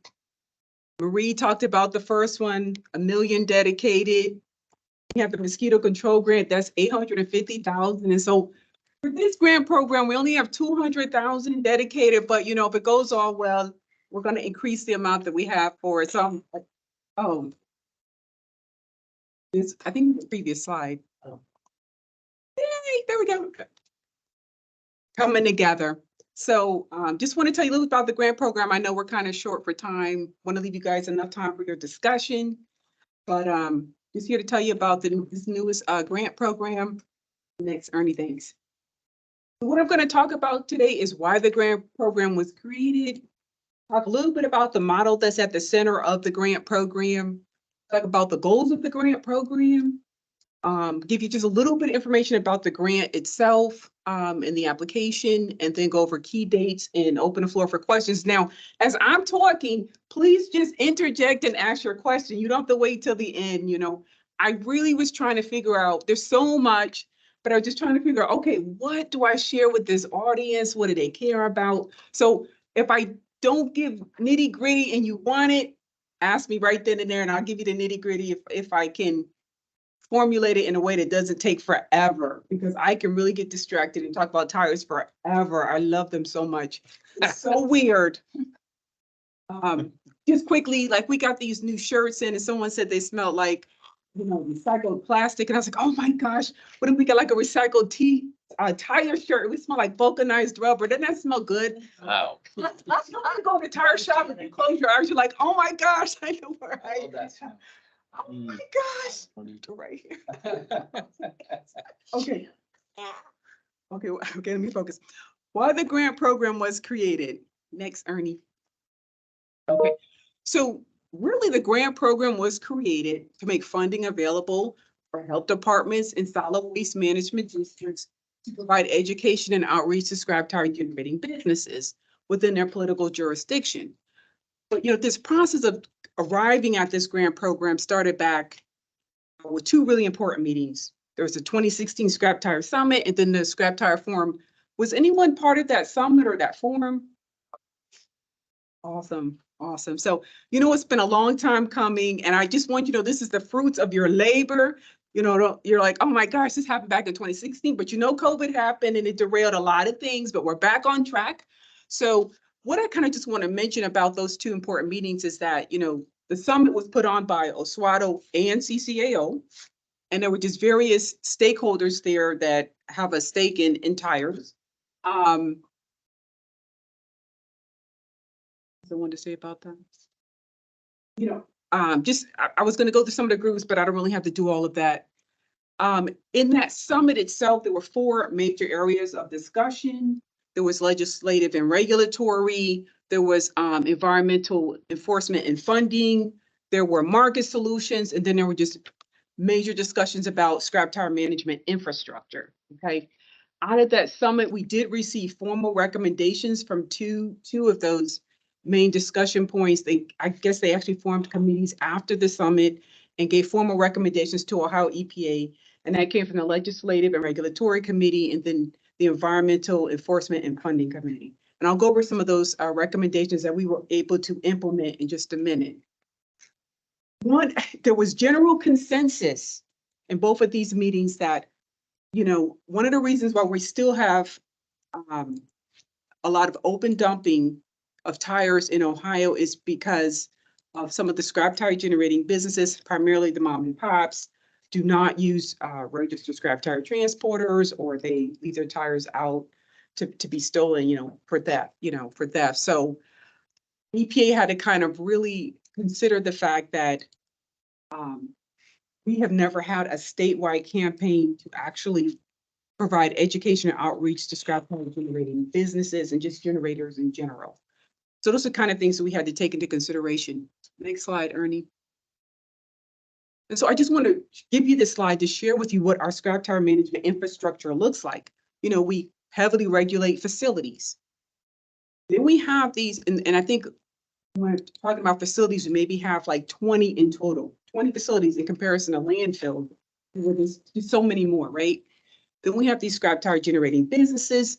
Based on SIC, we're probably looking at between 5,000 and 8,000 if you just go based on our standard industrial classification codes. That's a tremendous number of businesses.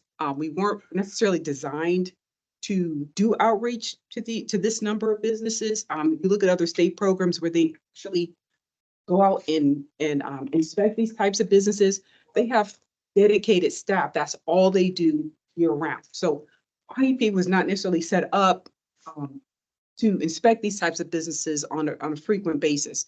Of course, we have tires, right? Where it is the only solid waste that we regulate the transport of. We don't regulate the transport of any other solid waste. I mean, you guys know that from the composting, water recycling. Tires are regulated from a transport standpoint. We do have beneficial use. We do have remediation. We have dedicated beneficial use rules, pre-authorized uses.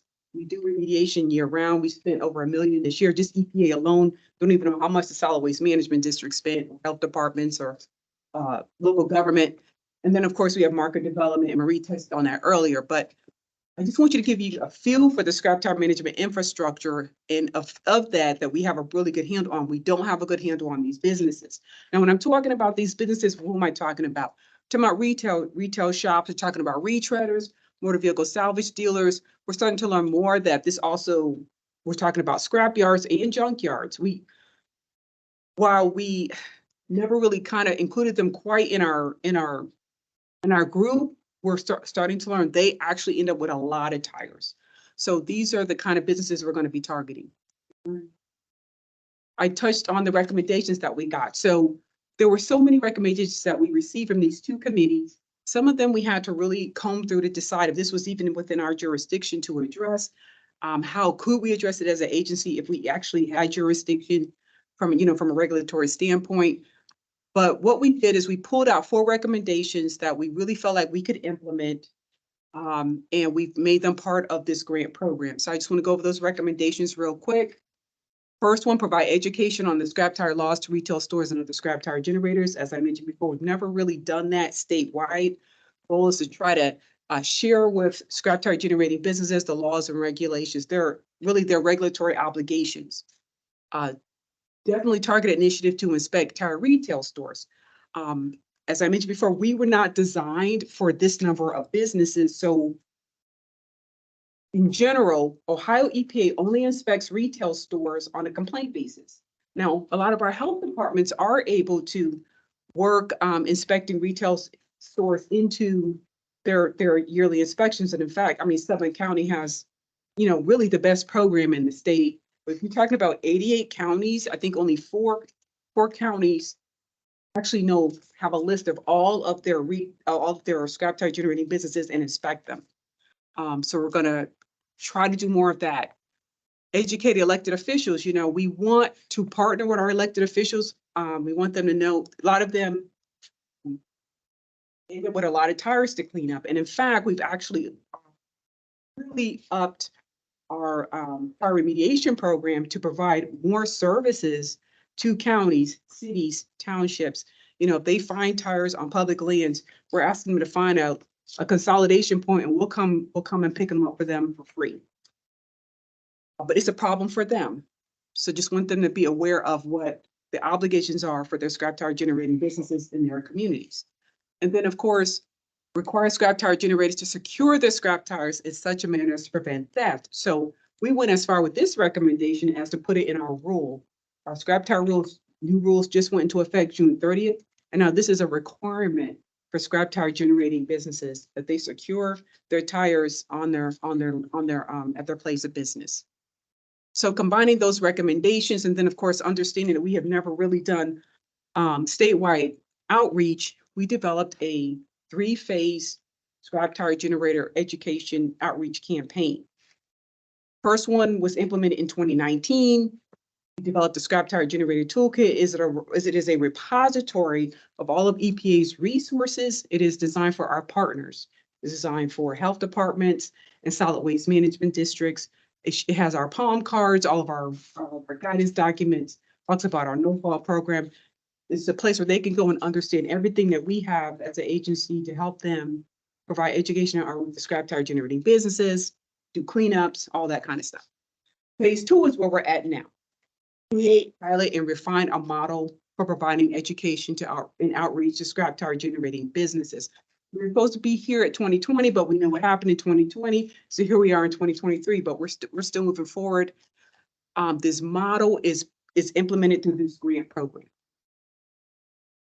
Phase 3 is once we get through with this pilot of this model, we tweak it a bit. We're going to try and release it for statewide implementation. We're going to monitor the efficiency of the model.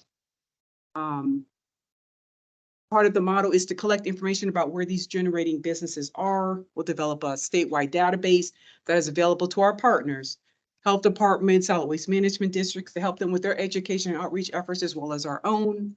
And then really determine if we need to make this a permanent grant.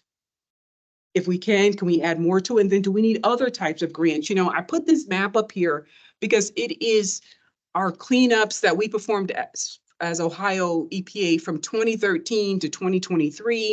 And you could definitely see there are concentrated areas there where maybe more funding needs to be available for whatever. We're hoping to connect some dots, really collect some information, understand how we can develop resources to help our partners that are dealing with all this open dumping in their political jurisdictions, but also maybe there's more we can do for scrap tire generating businesses.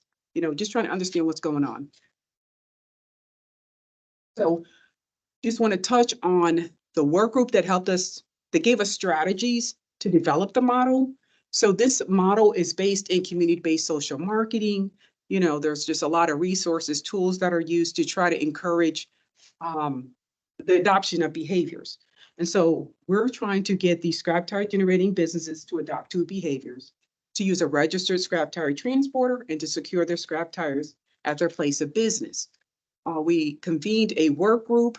These are the stakeholder, members. There were 12. And of course, using the community-based social marketing methodology, they brainstormed barriers and benefits and then came up with strategies. We had health department representation, local law enforcement representation. 4 of our district offices contributed. Most of them were inspectors. We had 3 scrap tire generating businesses contribute, 2 retailers and 1 motor vehicle salvage dealer, a solid waste management district director, litter control program rep in the county, Keep Ohio Beautiful representation. So took their strategies and created a model. And this is the model here. What we expect, the education and outreach coordinator, that is the person who's going to implement the model because they received this grant. And let me just preface this with, while this was designed to provide funding to solid waste management districts and health departments, that doesn't mean that they have to perform the work. They can use a college intern. They can use a seasonal employee. They can use whomever they think is going to be exuberant, helpful. You know, this approach is not regulatory in nature. It really is to help with compliance, to be supportive, to help adopt. First thing we want them to do is identify all the scrap tire generating businesses in a targeted area.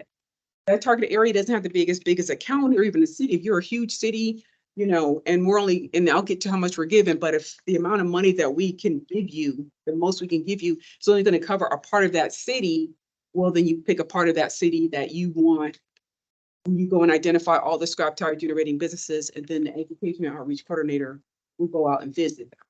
So it's cities, it's townships, it's, you know, villages, whatever. They go and identify the scrap tire generating businesses and they list them. They know where they are. At the same time, they're reaching out to local government officials and local law enforcement, because we don't want to go into someone's political jurisdiction and they're not aware of why we're there. We also want their support.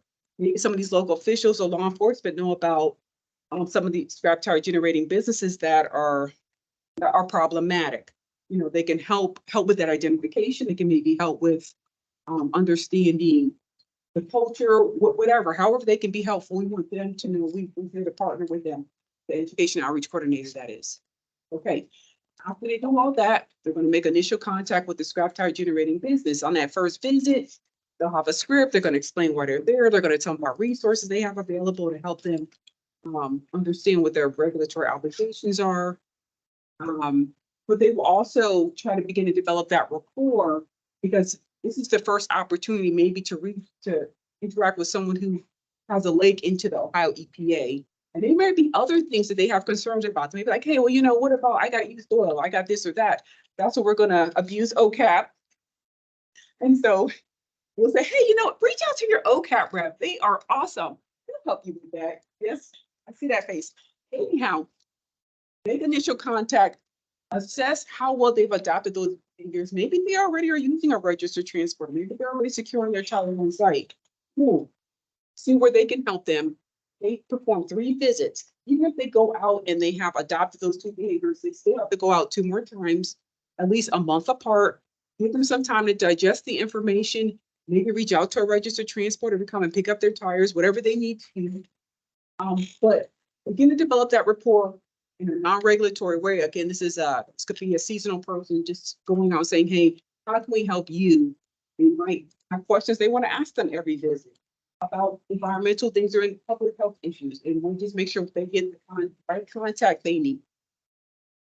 After 3 visits, after 3rd visit, they will determine if they've adopted 2 behaviors or they need to adopt. If they have, they will be rewarded. We got some cute little decals they can put in your window.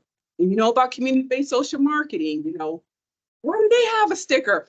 I want a sticker. I want to look like I care in my community. You know, who knows? All this human psyche, right? Anyhow, recognize scrap tire generating businesses, and then they're going to report the results to Ohio EPA. That is what the grant recipient will do. So these are the quick goals of the grant. Have the scrap tire generating business adopt 2 behaviors. Store and secure scrap tires properly. Use a registered scrap tire transporter. We're going to develop a database of businesses to support future outreach efforts. And then we're hoping that we're going to learn exactly, we're hoping this is going to reduce open dumping. You know, as community-based social marketing will tell you, sometimes people just don't do because they don't know to do. You know, there may be, but then maybe you can help them see the importance of investing in how, you know, if their decision-making or lack of spreading the community. We're just hoping that whatever approach is necessary based on the tools we have will help encourage them to, you know, properly manage that. Okay. So for every recipient, we have a max of $20,000 we can give out. And that's why, you know, again, if you're a big city, you might be like, oh, let me target my worst hit area, and then maybe try to come back in.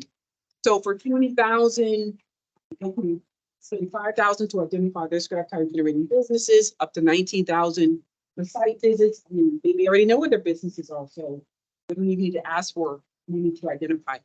Up to 19,000 to go and visit. This is a person going out, interfacing with the business, and then up to 1,000 to provide the closeout report to Ohio EPA. The only thing I just want to mention is, you know, 2 big things are going on at the agency. We're talking about sustainability. Now, of course, our division has always been about sustainability, right? We're having bigger conversations about it as an agency. And so the other thing we're talking about is environmental justice. And so we have tried to incorporate kind of an environmental equity component to this application. And what we kind of address that is first under project impact. So there are 2 things going on there. We want to know, so we have the county economic health. What we've done, and let me flip it to the sheet. is we've tapped into the 2021 State of Poverty in Ohio report. It has a dashboard that examines 4 socioeconomic and poverty indicators. Which 2 are very important ones for poverty rate and unemployment. And so for applicants that have a score of a level 3 or level 4 will be given additional points. Just because they may actually be in a county that does not have the best economic health. And that might be a reason why the scrap tire generating businesses or even the scrap tire generators are only gotten. Who knows? Again, we're trying to learn. The other thing we're looking into is just ask any application in that targeted area about the minorities in it, minorities, culture, ethnic communities, language spoken. Also about regions, just regional information, like is this part of Appalachia? Again, to get a better understanding if this is already probably an underserved area. And maybe that could be a contributing factor. So just wanted to point that out, that we are kind of trying to address some environmental equity through this process. And we have a dedicated web page with this grant application on it. This is a picture of it. If you haven't seen the webinar, or you know someone who would be interested, they didn't see the webinar we put out, they can watch the webinar. We have the application instructions online. We have a promo video that's really cool. Just want to make you aware of the webpage. You can see some material. And key dates. So these applications are due to us October 2nd, 2023. We're going to make the award announcements November. There is a mandatory training video that has to be watched. I mean, this can be implemented at any time.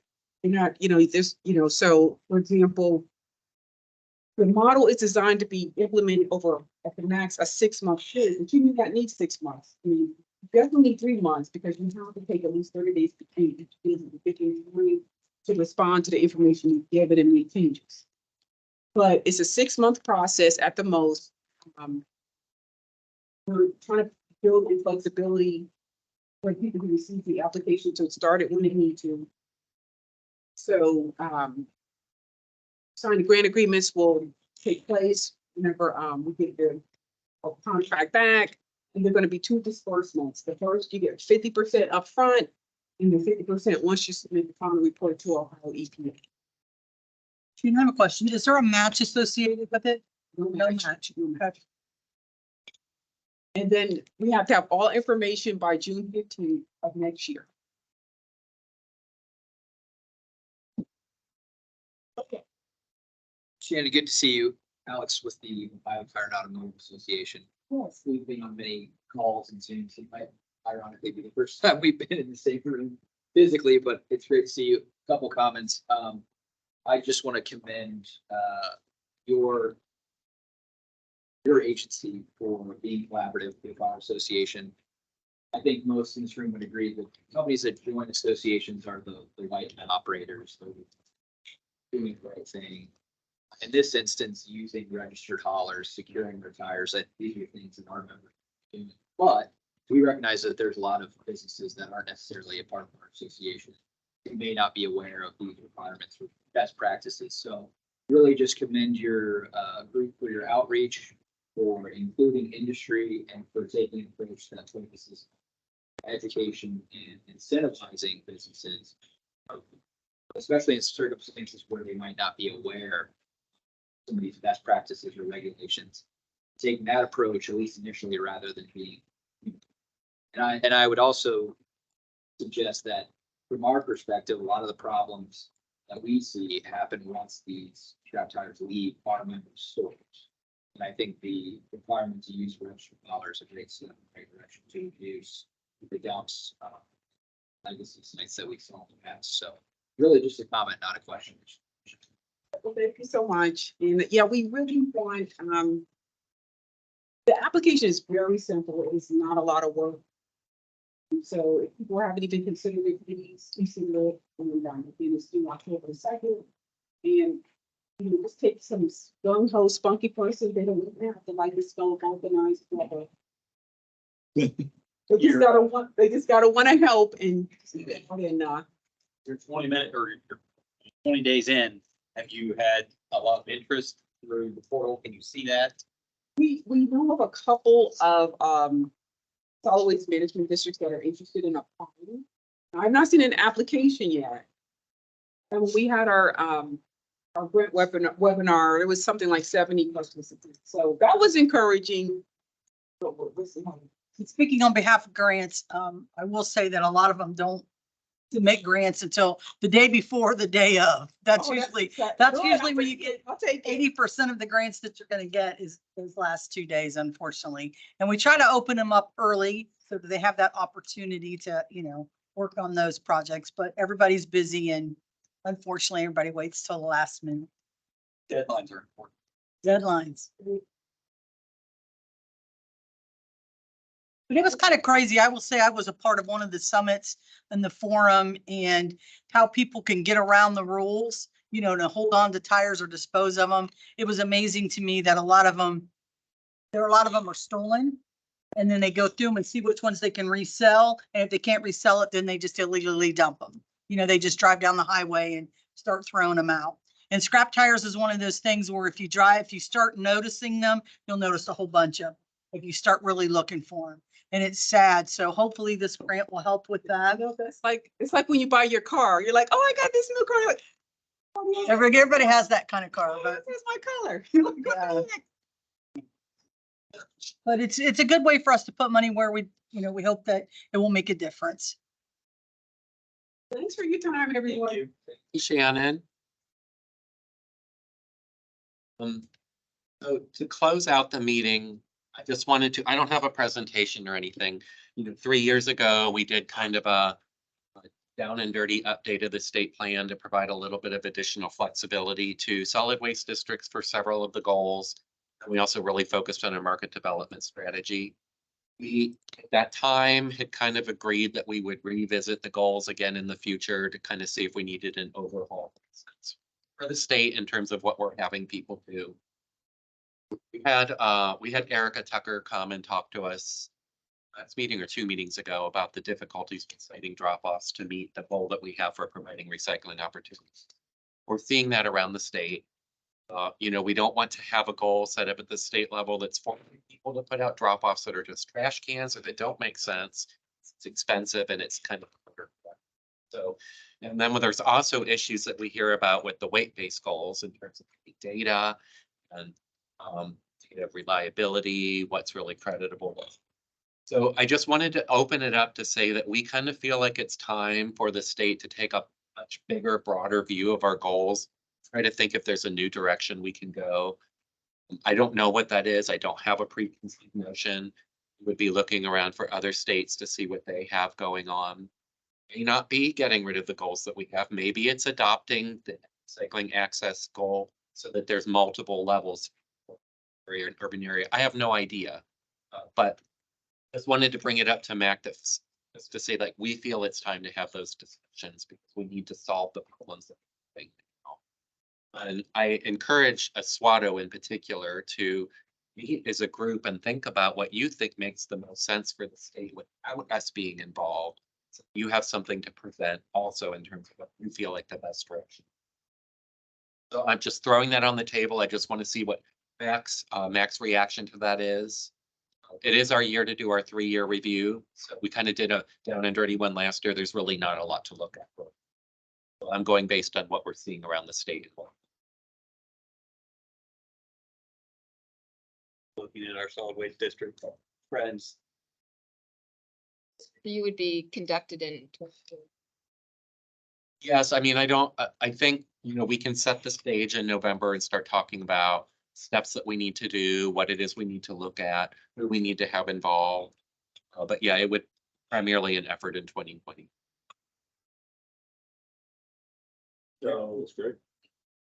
If memory serves me right, we worked a lot and pretty hard on trying to make it easier for everyone. From a plan perspective, has that worked out for the most part? My district was not impacted by that goal, so it'd be hard for me to talk. There are several other districts who impacted by that. None that are in the room. I believe the ones in the hall, it's golf, but it is a much bigger issue for rural areas. Already struggle to find communities large enough to put a drop off, and when they can, because it's in a rural area, it becomes. And it happens in urban areas too. So it's, we're looking at it, we put in that waiver procedure. Erica came in and talked about potentially applying for that. She was able to identify more recycling going on than she had thought, so she's gonna be able to use the other goal and not have to ask for the waiver. We're gonna have other districts coming in that are gonna have issues where they've had to discontinue drop-offs that are too contaminated to continue. And even though we reduce the threshold for meeting the goal, they're not gonna. You don't want to be forcing them to put out drop-offs to get there if it's expensive and it doesn't make any sense. So we can use this waiver provision in the time, but we need to have a longer term solution to the. I'm just curious, is there a major difference in accomplishing the goal? Urban, county, or district compared to a rural county or district from the yard waste perspective? Is there really any yard waste counted in a truly rural district? The MIPA requires compost facilities to report their data. Right. Every solid waste district has access to yard waste data. Right, but I guess my point becomes whether or not there's any actual volume to help you accomplish the goal if you're truly a rural district.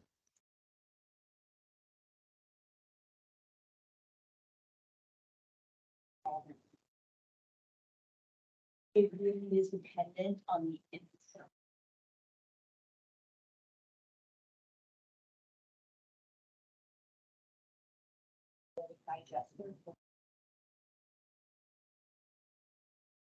They are demonstrating their portion of the race. They are demonstrating that their portion of the. However, in my opinion,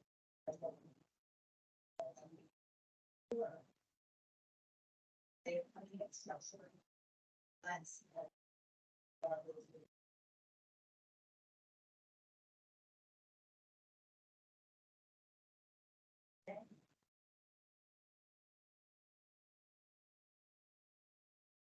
There's also communities that have curbside leaf collection programs that don't get that central. Those weights. I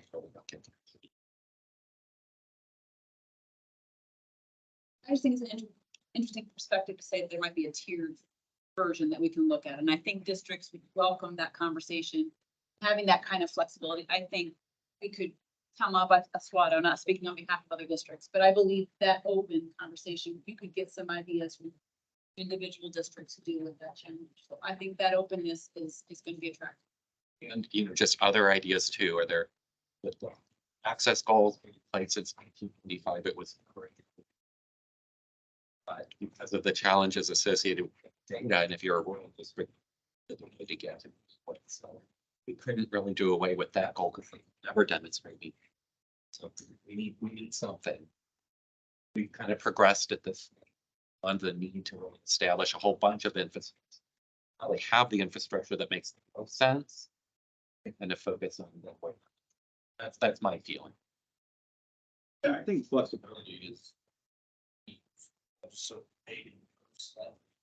that helps. Trying to think outside the box too, like looking at other states to see. All districts are moving toward a charm or a large recycled materials infrastructure, which I think also would be a good time to have that conversation because there's curbside and there's yard waste, but then there's hard to recycle materials. And I've seen a lot of districts moving toward trying to find solutions for that. So I think that might be something that we could discuss. And of course, commercial sector, because the vast majority of the materials that being captured or recycled is a much harder nut to crack. So, but that's an also if we're going to move the state for thinking about that sector.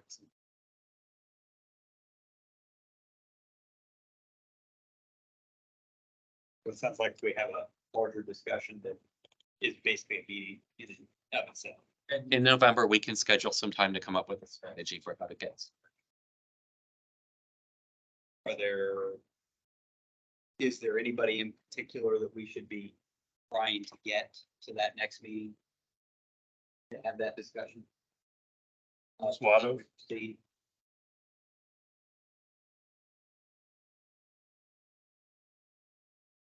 Let us. Got it. It would be good to in, the municipality to have a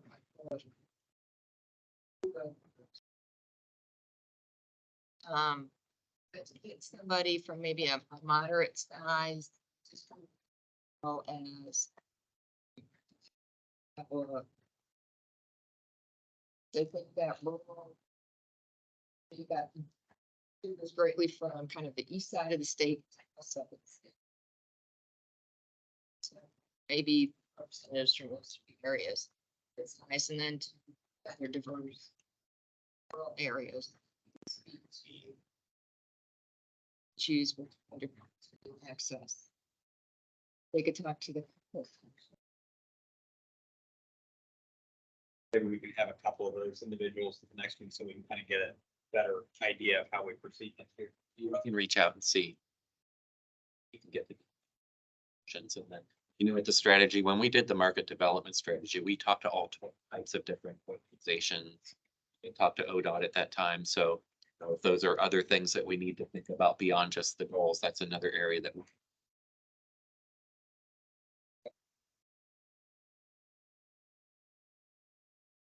Put in the chat, we had a public comment period. I haven't had anybody indicate that they want to address MAC, so I'm just gonna ask one last time if there's any guests that want to address MAC, please let us know and you unmute yourself.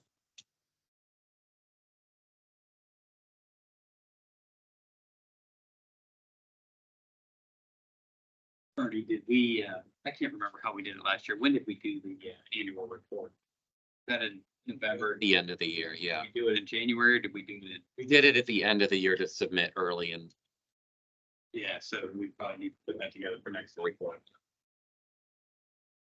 I'm not seeing any guests who want, yes, Janie.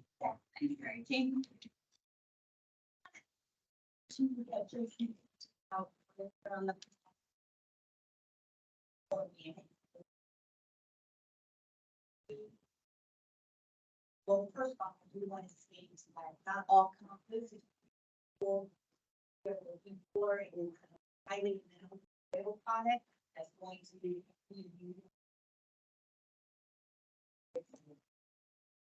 Out there first.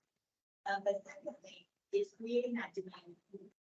Jason's talking about that. You're creating, when you ask them to create in the vetting documents to require a percent compost that is utilized, you're creating a demand there. Now that you have a large regulatory agency now requiring that, and compost, you're pulling that demand kind of right? The other softer approaches do not that higher cost.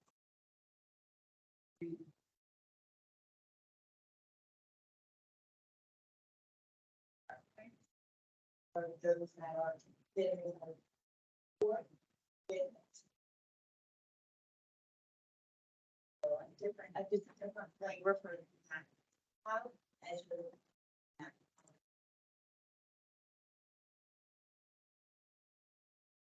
We talked to ODOT too. It seemed like one of the barriers were the standards. Materials and. So we talked specifically about. Tires and. But they have very strict standards. Typically class cannot, so that could be a barrier as well. I'm speaking from a contractor's hat too, from ODOT. I won't love it. Well, not only won't they love it, but it's not just ODOT, because ODOT has standards and requirements and warranties. So that's part of the problem with glass and things like that. You go to an asphalt producer and say, hey, you can put this stuff in here, but I still want my 5-year warranty. So you have to guarantee that whatever product you put in there is right. These contractors aren't going to do it. You can't tell me that I have to grow grass there and tell me that I have to put a compost there at the same time. So it's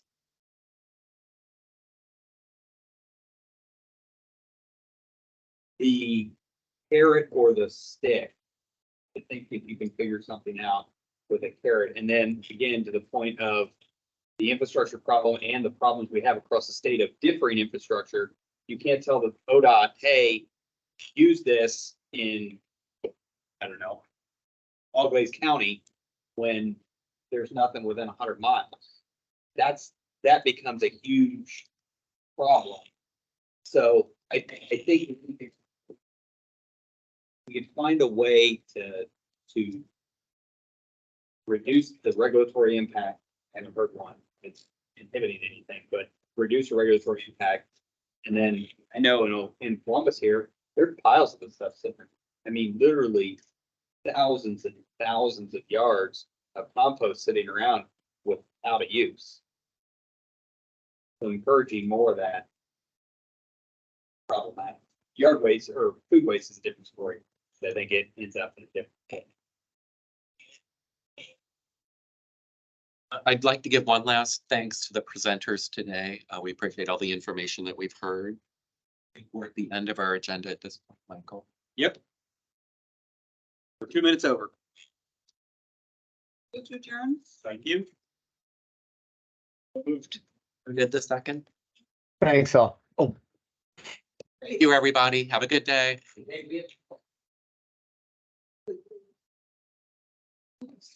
day. House. Go and check. Good. How about you? Something. Good. All right, good to see you.